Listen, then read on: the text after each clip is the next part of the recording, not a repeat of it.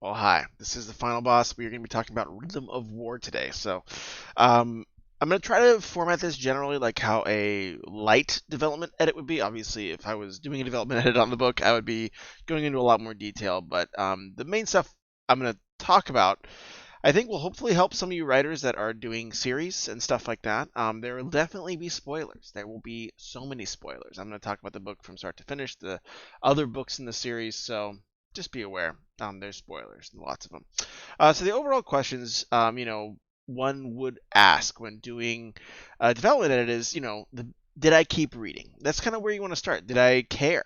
And what did I feel? And I think, when you think about this book, it was successful on those realms, right? I kept reading, I kept turning the pages. There were slower chapters, there were faster chapters, and I'm going to talk a little bit more about that later, where some of those point of view chapters weren't quite as effective as some of the others. But overall, I did care about most of the characters. I think that's one of the challenges when you're starting to do multiple point of view books. And we can even see in this book, right, like Brandon Sanderson is a very, very experienced writer. But one of the things that is happening, right, is some of those point of views are operating well. Some of those point of views that he's describing and have in these scenes are operating okay, and some of them are operating poorly, right? Like I think some of the strongest point of view characters are some of the ones we didn't see the most. Some of them were interesting. Like I think Navani's point of view was really interesting. It made me care. Teft's point of view, even though it was absent for quite some time, had a lot of impact when it did come in. And Kaladin's I think was kind of more in the middle, and Adolin I think so. Adolin probably Shalon and whatever whoever I said was the strongest, and you kind of see those middling movies is one of the risks, right? And the things that make those plots interesting and make those characters strong also factor into did I care when I read this book. So those are one of the big overall notes any writer will want to think about. I think in this book we kind of maybe hit like an 80% there, where yeah, I cared a lot. I have a lot of history, and I think that's one of the things when you're writing a multiple point of view plot. You have to remember that your readers will not have this history with whatever you're writing, with whatever your characters are, so you can't get away with as much as Brandon Sanderson did. I still think there probably would have been a lot of room for improvement in this area, but um, at least it's kind of starting with a lot of equity that he's built up over the last few books. And then did I feel anything? I think yes, there were some really, really successful chapters that hit emotional beats. There were some other ones that didn't work quite so smoothly. And so we'll talk about that in the plot. Like I think, for example, the Teft storyline had some of the strongest emotional beats. I really liked Kaladin's storyline, especially when he interacts with Wit. But when you get to some of those other emotional beats, like Navani, kind of both coming into her own and realizing that hey, she is a scientist, she has kind of all these accomplishments and a lot of gifts, and also like her getting these letdown moments, right, from realizing that she's been hoodwinked, and then also kind of in Venli's storylines where we've seen a lot of those scenes before, so those emotional beats were not as strong, right? And this is going to align a lot with the general plot issues and some of the other character level issues, because right, the reason I don't care is because some breaking is happening in the plot, some breaking is happening at the character level. So to start off, after kind of doing that kind of quick overall look see, we're going to jump into plot and talk a little bit about, okay, how did this plot get set up? What were some of the things that worked well? What were the things that didn't? I think some of the things that were really, really strong in the plot was, and this is something I think writers can learn from, is how it's not just conflict driving the plot solely. And I think a lot of people like me who came to writing by going through screenwriting is extremely conflict driven.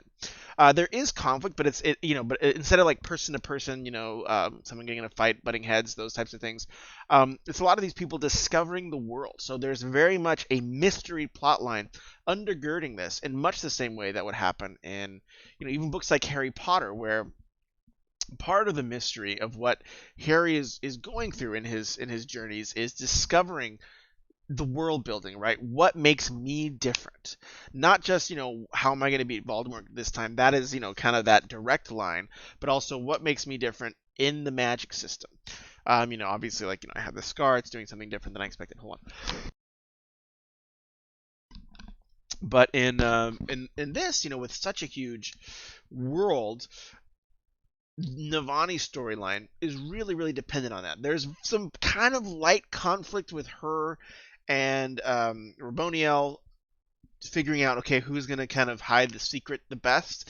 That was weaker, right? And I think it needed to be there to have some sort of interpersonal character conflict, but so much um, of Navani's storyline is really this solving a mystery. And yes, she's trying to do other things, but that's really the where we get the progression of the story. So where we don't feel like we're staying in the same place, right? Because that actually starts happening a little bit with her external conflicts, right? Where she says, "Oh, the sibling, they told me where one of their nodes was that was gonna break and she's gonna die," and that gets very repetitive, right? There's four nodes. It's sort of like just enough to get to the end, um, and so one of the ways that if you're because it's very much the same. Okay, something happens to a node, you call Kaladin. Kaladin goes in there and fights and gets really depressed and then kind of gets out somehow.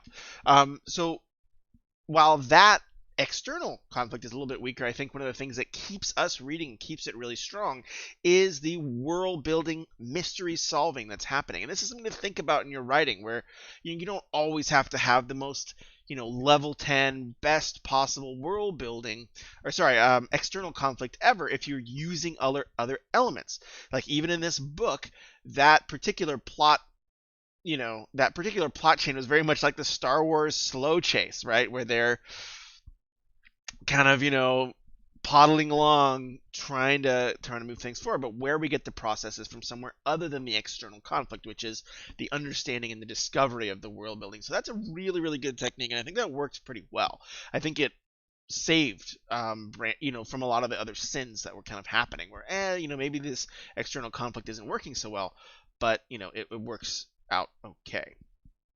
The other stuff I think had some interesting progression was Kaladin's conflict. Even though, and we'll talk about this in the character, him, Shallan, nearly everybody, even Seth, kind of regresses, right? Like they go back to who they were in Words of Radiance, which is not something you want to see in long series, and that's something that a lot of writers happen and it happens to them. And there's some other ways, I think one of John Truby's storytelling kind of things talks about, hey, when you get that character from going from like a broken or a person not operating at their full potential to someone who's realized their full potential, you don't necessarily have to go back to someone not operating at their full potential. Then they can become something, what's called a traveling angel story, where they go out into the community and they build up everybody else in the community and become a leader, someone who's operating at their full potential that needs to get everybody else at their full potential.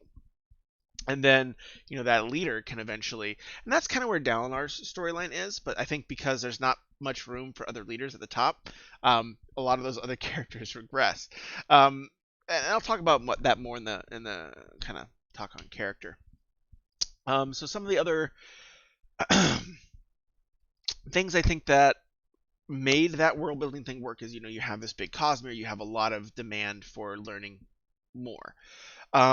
I think some of the downsides is that some of the other elements of the Cosmere from the other books, from all these other sources, are factoring into the plot. So we're no longer in that place where I can just have read the Stormlight Archive and be tracking everything that's going on in the magic system. So that's getting a little bit trying for me, and I think when I kind of go to my more personal feedback later of like, hey, what did I, even though the novel probably did this well and most people were happy with it, and I don't think there was anything technically wrong with it. What did I personally think didn't work so well? I think that reliance on all these other magic systems weakened the book a little bit. It's not as strong on its own. So yeah, I think in terms of the general plot, the world building learning was really interesting. Seeing Ishar, or sorry, I forget the Herald who's gone crazy and is like chopping up all these spren. Really, really interesting world building, right? Navani's journey, really, really interesting world building. Adolin's learning about, hey, how his interaction with his spren is. That's another world building thing that works really well. Do some of those other elements still function? A little bit less, right? Like I think the campaign with the Mink and where Yasna is going out and fighting, it's a lot weaker, right? It's just literally a place to shove a bunch of characters so they can't do anything. Does that seem? I mean, there's not much that develops in the overall plot. They go fight some battles, they win. Yasna experiences war, and we see that she is romantically involved with Wit. That's pretty much it. And so those types of things, and remember, those are taking so much screen time along with Venli's backstory chapters, which, while they do give some indications on world building and where things have been, it's also not that much new information. Like, from the first chapter, we see that Gavilar has been, interacting with some of these sketchy people, or not sketchy, but with like the heralds and trying to like, deify himself. Whereas, the fact that Venli discovers that in the past, but it doesn't really matter because, Eshonai, or I think it was Eshonai, discovers it too because Gavilar confronts her with that funky stone and she freaks out. Just seems very redundant. Like do we need three different people to discover the same exact thing and be told about each of those three different times? Probably not. So those are some plot and some pacing areas, stuff that's getting put into the pacing and into the plot that is not so effective, and things that I would really think about removing. Like overall, I think Venli's storyline, while interesting in the present frame, I think her learning that, hey, I have to kind of come to terms with the things I've done and become someone who's actually willing to self-sacrifice from this very, very selfish person is interesting. I think it's probably one of the middle of the ground point of view characters, but her backstory chapters are, I think, some of the weakest chapters in the book. So again, those I just don't think were as well set up. And then we jump to Eshonai's point of view, who's dead, and so it doesn't factor into the present story. And I think that's one of the really, really critical things with successful flashbacks. And I know this is probably running long, but we're talking to future writers here, so I think that's really, really important. When flashbacks are successful, they impact the present story. The facts that come in there happen in the present. I think probably the better example of this happening in the Stormlight archive is, Dalinar's story, right? Where his guilt on his past builds and builds and builds through the flashbacks, and then we think that guilt is going to overwhelm him, but he's able to transcend it. So it's building up the tension in the present conflict. Everything's already happened, and we're already pretty well aware of everything that happened in Venli's flashback, so it's not building tension. Another really great example of this is in the Count of Monte Cristo, where this grandpa doesn't want his granddaughter to marry some guy who's not very nice, and he's revealing his flashback, his past. But it turns out that like he was involved with this with this girl's fiance's father's death. So it factors into the present goals, right? Like the grandpa does not want this marriage to happen, so he reveals that he was involved in this kid's father's murder. So again, that's when it's working well. That's when flashbacks are being utilized correctly. I think the ones in Venli don't, right? Like they don't really affect the present story. They don't really tell us that much that's new.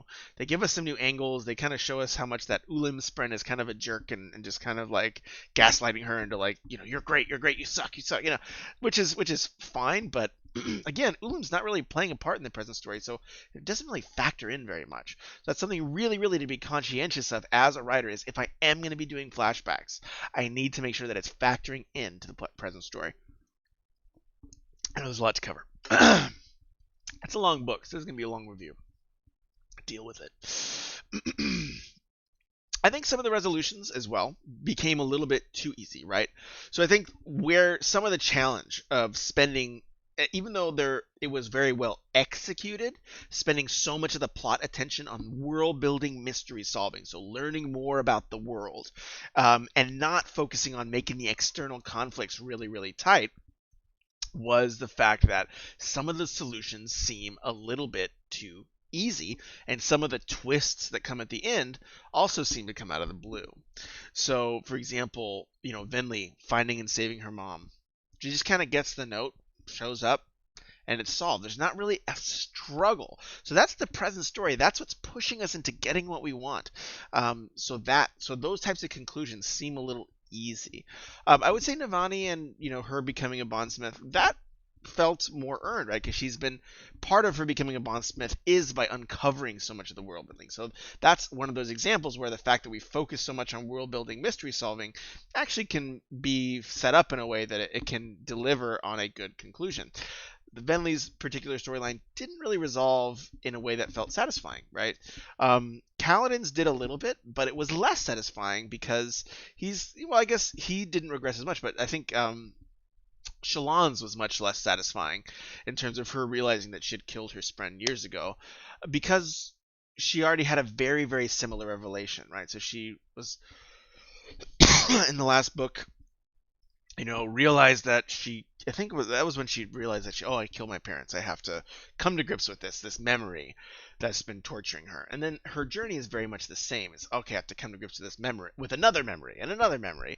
And so that type of repetition starts to get a little bit, it loses some of the narrative flow because it's very, very much in the same vein. It also feels very easy because we've just solved memory, solved another memory, solved another memory. And so that doesn't feel as earned as some of the other ones that had been in the series and in other books.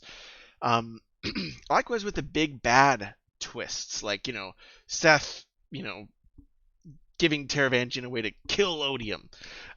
Again, that felt unearned because Seth going from being at the end of the Rhythm of War, like, he was aware, he was a thoughtful person, he was helping Lift fight.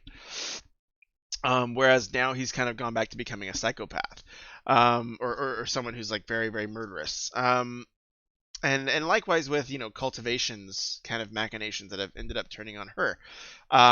Again, feels a little bit less earned. And again, like, even some of those twists to set that up, like, so, we have like dumb Taravangian being like, oh, I need to tell Dalinar something. Is Seth the only person he can talk to? No, he could talk to one of the guards. He could have accomplished so much, but like there's kind of this forcing hand setting up those big plot moments because we're spending so much of the plot screen time either on Vinley's past, which is maybe not so helpful, or on, world building stuff and some of those other, like, the external plot where we're going to get those twists. We didn't get as much time on it, so those twists didn't really feel earned or deliver very well. Likewise with kind of like, a lot of those other characters. So now I'm going to jump into the characters as much as I can here. I know there's a lot. First is, some of the characters that we didn't see much of was, Jasna, for example, or Yasna. We got a little bit, but again, we don't get much progression. We just get kind of snapshots, and I think that's one of the weaknesses of especially her chapters. While her chapters are very interesting, I think she's a pretty engaging character. It doesn't develop, right? She's still the same Jasna from the first chapter to the last chapter, maybe having learned a little bit more about, there's some kind of darkness and trauma to war that, all the books couldn't really tell her. So again, those don't. And obviously she's trying to shake things up in the kingdom, and it's more just like we're getting check-ins on these characters' progress, but we're not being able to experience it except in a few main characters. So while it's nice to get a check-in on Yasna, she's getting shunted into becoming a minor character, which is interesting. I mean, it's an interesting choice because she's a character we spent a lot of screen time with, like especially in the first two books. So seeing that kind of get brushed under a rug a little bit is an interesting choice. I don't think a very strong one. The other character stuff, I think, was how so many of them regressed, right? Kind of touched on this earlier. Seth, after joining the Skybreakers in the last book and progressing to a certain point, he was able to articulate himself very well. He was able to think. He was able to reason. And then when we get back here, his reason is a little bit more disjointed. He's more, kind of edgy and dangerous. So I think that's another one of those places where, in order to set up some of the external conflict, those characters got shoved into something into a framework that they'd either progressed out of and were forced back into, or that didn't really fit anymore. And so one of the weaknesses that is that weakens a lot of those twists and turns. So just in the same way that having a plot machination happen in a way that doesn't feel genuine, it feels like Deus Ex Machina, this seemed to be very much a similar thing where, yes, if this character acted this way consistently, I could believe that they would do all these things, but they haven't. So then again, that feels like a character Deus Ex Machina saying, okay, yes, the plot's going to emerge from this character, but I'm changing the character in such a way that it feels artificial. So that definitely happened with Seth. It happened with Shalon, her kind of going back to formless. What's going to happen? Again, not the strongest kind of not the strongest setup I think there ever was. So one of the things that I think a writer would really want to think about is, again, not just thinking in terms of how does this person actualize, right? And I think that's one of the things so many writers who are starting one book can do. It doesn't really matter because if you're doing a single book series, your character is going to start from a broken place, and they're going to learn to actualize, and they're either going to succeed or fail, right? But after they've reached that point, you don't necessarily. I mean, they can regress somewhat, and maybe some characters do, and I think it's not unreasonable. But again, the thing you're thinking about is, okay, how does this character evolve in the community, become someone who's beyond just their own self-actualization and doing something more. And I don't think a lot of those characters got to that level, so they ended up having to get, in order to have conflict in development, they had to get forced back to an earlier state of their progress. Okay, yes, we want, Shalon to have development in this book. We're going to spend a lot of screen time with her. She needs to have something to develop through. But rather than saying, okay, she already kind of came to grips with a bunch of memories, instead of having a new category of problem, helping maybe somebody else overcome their memories, becoming a wit in somebody, how wit has acted in her life, her going forward and learning how to do that for someone else, we just get a new set of bigger, badder memories.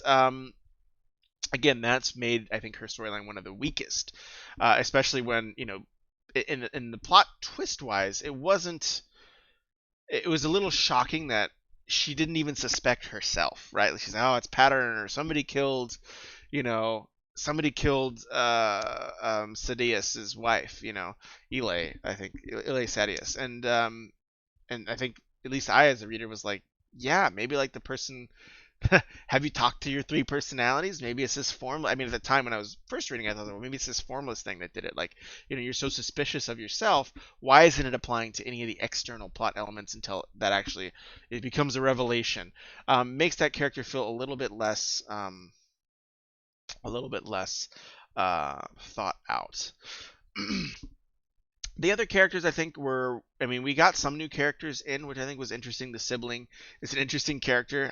I laughed a little bit because I think the sibling sometimes sounded like Kurt Russell in Imagination Land, and it would just kind of be this like, I'm in trouble, help me, or like, I hate you, I'm suspicious. So again, some of those new characters felt a little bit one note, which I think is another weakness, right? Because yes, let's say my main character is going to progress a little bit, and if there's no other way to have some development in the story, yeah, knock him back a few pegs. If you as a writer have to do that, that's fine. But that puts a lot more onus on the writer to say, if I'm bringing in new characters, I really, really need to make them interesting, make them intriguing. And the sibling was intriguing in terms of their aspects of the world building, how they factor into this bigger world. Same with that the judge that was in Lasting Integrity that was supposed to judge them. Again, a really, really interesting take on kind of one of the ways a Herald has gone crazy. I think he was actually done much better than his sibling. But again, when the main characters regress a little bit, when we don't spend as much time with some of the characters that potentially could have growth, like I think Yasna has a lot of opportunity for growth. When we get these new characters that we're spending time with, Venli especially, she had an interesting journey, but it was about middle of the road in terms of its strength, and her backstory was really weak, was probably one of the weakest parts of the story. That it did not sit as well in the general character development as before. Though one of the new characters we're kind of getting is Adolin Spren, and that was actually pretty interesting, right? Where that's a new character I think that was introduced well, that had mystery, that had progression, that had hey, initially we just got her name at the end of the last book, then she's starting to do these like sword katas with Adolin, and then they're having more kind of connected interaction where she actually helps him defend that Spren that got attacked, and then in the end she becomes more cognizant and takes some of whatever he has to kind of wake up. So I think that was what a new character progression really should look like, and I think that was probably a good example to take into your writing. But again, some of the other ones didn't have that same level of journey. Like the sibling didn't really have that clean of a progression. She was either I'm in trouble, help me, or shame, shame, shame until the very end, where she's like, okay, I'll settle for you as my bondsmith. Um, Only because I'm scared again. I'm in trouble. I'm gonna get killed. So those areas I think were a little weaker, and I think there was actually some really really strong weaknesses in the character development. But still, like let me just underline, I think this was a really good book. I still enjoyed it a lot. Was it the strongest of the series? Probably not. Was it but it has a lot of really really strong themes potentials, but it has a lot of really strong elements. I think that carry it, right? And I think that's the thing that's really important to remember as a writer. Yes, you might not have perfect character development, you might not have perfect everything, but if you have one or two things that are really working well, someone will keep reading. If your world building is working really well, and this is, and it's very interesting world building, it carries a lot of the flaws in the book. And I think it's a really good thing to remember as a writer. You don't have to be perfect. You don't have to fix every single thing. You just say, okay, yes, can the things that are really shining in my book and working well carry it forward as much as possible. Um, the last kind of few notes I would give as a doing a very cursory edit is in the world building and saying, okay, we're bringing a lot of, like, Zahel, the sword master, talks about the world building from his world, which is, I forget the name, but where the color magic is a thing, and the breaths, which is a really, sorry, my headphones like to just randomly turn off. Thanks, Arctis. But yeah, so it's a really interesting part of the world building. But again, we don't really get too much information on it, and this kind of leads into some of the other elements, right, of the world building, where even though that was the strongest focus, I think there was a few weaknesses that in my personal. So again, and this is where I'm switching to kind of my own personal reading here, right? Where, these are my general notes, I think, are more craft notes. Those are more specific. These are kind of more like, hey, these are areas where with the world building that's set up, I didn't feel like I bought it. I know a lot of people online and wherever are like, hey, I totally am in agreement with everything. That's totally fine. These are probably my own personal notes.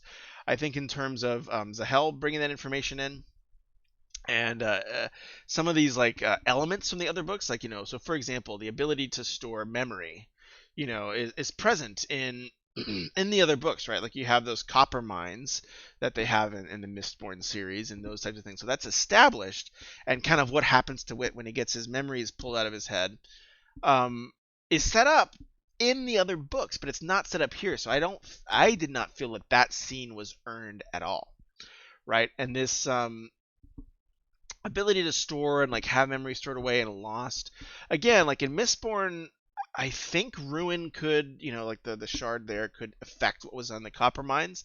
So it might have been set up really clearly there, but when we actually get to this here, we've never seen this type of activity before in the Rhythm of War, in the Way of Kings universe, at least in that particular storyline. So it feels like I've never seen someone even so much as store away some memories. Like we see, people using other bits of the magic systems and stuff like that, and that's the same with Zahel. Like he's using his color magic when him and Kaladin fight, but the fact that it's not really cleanly, I mean, I think Azur and Zahel are better established than the fact that you can tweak someone's memory. That felt a little bit weaker. The last thing that I felt was more of a kind of personal note was the cultivation. Okay, yeah, she set up Taravangian to kind of take Odium's place. That was one of her like plants, but it was a little shocking that she didn't really realize, or maybe she hadn't observed, which is strange, right? Because everything I've seen set up from every other shard in the world is they can kind of see everything, right? Odium can see everything, he even makes all these wonderful plans, or see quite a bit if their attention's in the right place. Likewise with Ruin and Preservation and Scadrial, I think is the one, right? Where they can kind of be pretty aware of what's going on, and if something's happening, the people controlling the shards can kind of zoom in and figure it out. So it was pretty shocking that Cultivation didn't really realize that Taravangian was no longer really a positive actor, right? Like it's like he's been pretty much running murder hospitals for like the first two books. If she had this person as an investment, I imagine that person would get checked up on, right? Like you'd look in as you're deific power and see what the heck's going on. And that would probably be more indicative of the fact that, hey, this person probably isn't as reliable of a of a person to kind of depend our hopes on. And so that felt a little bit weak in terms of, okay, we have this, we needed to switch out Odium. Reyes was getting pretty repetitive, and he was, but it felt like a weaker way of switching out Odium, right? Where we're really, okay, like this was all set up. It was wonderful and magical. Seth is gonna completely become like kind of a murderous person again out of the blue. Even though he seemed pretty with it by the end of the last book, and then he's gonna attack him. Yes, we did have the sword set up. The sword could kill Odium, and he was afraid of it. But again, I would be a little suspicious that, I guess, yeah, Odium didn't realize that the sword was there. But again, that felt a little bit weaker. It felt like a lot of kind of things daisy chained to make a kind of less plausible thing happens. Because again, like, why wasn't Odium checking up on the fact that, like, Taravangian has been writing down, I want to see Dalinar. He should go look at this black sword, like, because he can still be there, from what I've understood. Like, it's not like, yes, he can see the future, but he can also, and maybe his vision of the future is clouded, but he can also kind of like look down and see what's like right beneath him. So those were some of the basic notes, my own personal notes. So in terms of the book's rating, I would definitely give it 4 stars. I think. Obviously, still a really, really strong book. But one of the reasons I wanted to zoom in and talk about a lot of the ways this could be improved was because for you all as writers to know that, hey, even though this book did really well, and had a lot of success, were there still opportunities for it to improve? Absolutely. Um, so, so yeah, I think there were a lot of great opportunities for it to improve, and there were also some really, really great moments. Like, I think the Taravangian and Dalinar conversations are really, really well done, and some of those other things. So I'm not saying like all the characters are bad. I think some of the character interactions are really, really great. But there's always pros and cons, and certain things are going to carry the story more than others. And I think that's something to remember as a writer, that there's always trade-offs, and focusing on your strengths can go a long way. So let's say, hey, you might not have plot perfectly figured out, but if you really, really are strong at characters, it will shine enough to make the book readable and enjoyable. I think that's really evident here. So hope that helps you all with your writing. And I guess this is also just a review of Rhythm of War. So I hope it helps inform your reading decisions, I guess, if you go and watch these types of things to see what you want to read next. So have a good one. Best wishes, and take care, everybody.